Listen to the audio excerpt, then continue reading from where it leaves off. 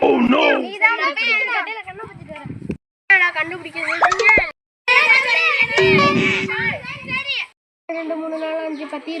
இது என்ன இது?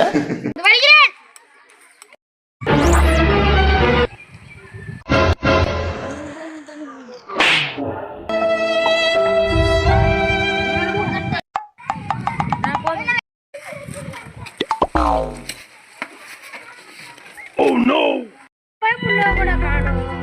சரி நம்மள தேடிட்டு வரணும் வரட்டும்